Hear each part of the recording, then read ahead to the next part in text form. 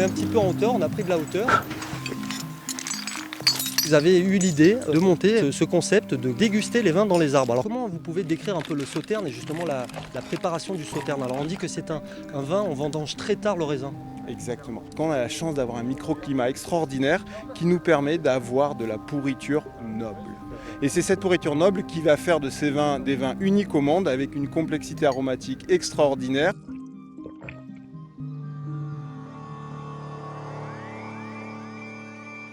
Vincent, bonjour, on se retrouve quelques mois après notre tournage. Voilà, je voulais savoir comment se passait cette période de confinement pour la production.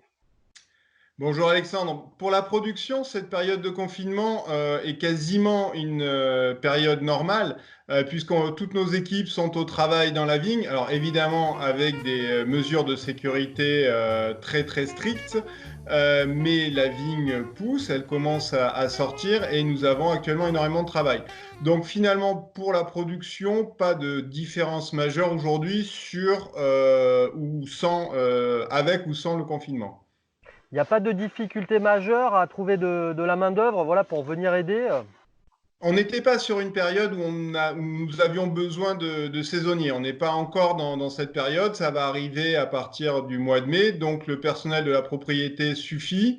On avait appliqué très, très tôt les gestes barrières. Donc, pas de malades sur la propriété, ce qui nous permet d'avoir un effectif entier et total. Et donc, d'avoir des personnes réparties sur l'ensemble des parcelles qui travaillent normalement.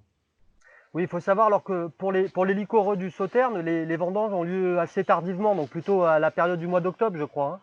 Alors, on commence en général, oui, les vendanges sur fin septembre, début octobre, pour une raison très simple, c'est qu'on attend le Botrytis cinerea, ce magnifique champignon microscopique redouté par tous les viticulteurs du monde, sauf évidemment à Sauternes où nous on l'adore. Et on l'attend toujours avec impatience parce qu'il a cette particularité ici de transformer la pourriture grise, en tout cas le raisin en pourriture noble, donc à faire quelque chose de merveilleux et il transcende les raisins de la vigne.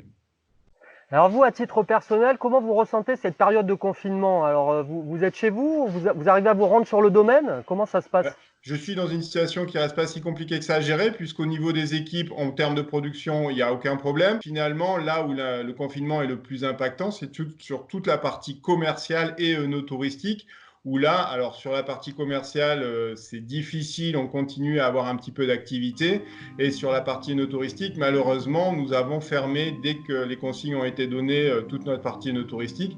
Donc, nous sommes sur une activité alors quasiment nulle parce que on continue à animer les réseaux sociaux, on continue à avoir une certaine visibilité et notamment on organise un jeu pour les enfants, pour les occuper, parce que j'ai des enfants et je sais ce que c'est que de les occuper toute la journée. Donc on organise un concours de coloriage de dessin. Et pour les moins de 12 ans, et pour les gagnants, il y aura une dégustation perchée pour deux parents et deux adultes, deux enfants. Donc voilà, on essaye un petit peu d'animer et puis de rendre le quotidien un petit peu plus léger par rapport à toute cette actualité. Alors justement, là, ces dégustations perchées, là, on avait vu ça il y a quelque temps lors de notre tournage. Oui. Alors c'était une initiative très intéressante. Est-ce que vous comptez, après le confinement, à avoir un maximum de visites? Les gens vont peut-être avoir ce besoin de nature, d'aventure un peu.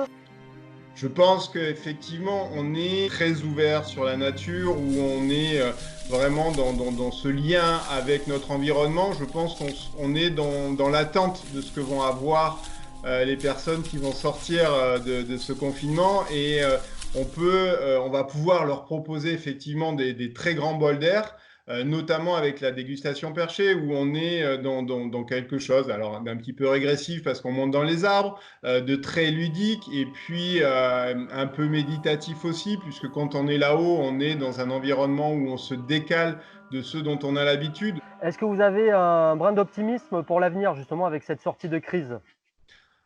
Oui, oui, oui, oui, il faut être optimiste. On apprend, alors encore plus à Sauternes, à être très philosophe par rapport à la nature, par rapport aux aléas climatiques, par rapport aux difficultés qu'on peut rencontrer au quotidien. On vient de passer une période de gel où on a tremblé toutes les nuits, finalement, il n'y a rien. Donc, On sait aussi qu'il faut faire confiance à la nature, qu'on a une force et une résilience qui est forte et donc on peut repartir.